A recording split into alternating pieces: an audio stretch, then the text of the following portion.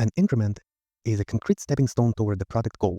Each increment is additive to all prior increments and thoroughly verified, ensuring that all increments work together. In order to provide value, the increment must be usable. Multiple increments may be created within a sprint.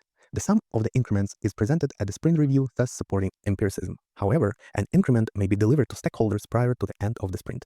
The sprint review should never be considered a gate to releasing value. Work cannot be considered part of an increment unless it meets the definition of done. Commitment, definition of done. The definition of done is a formal description of the state of the increment when it meets the quality measures required for the product. The moment a product backlog item meets the definition of done, an increment is born. The definition of done creates transparency by providing everyone a shared understanding of what work was completed as a part of the increment.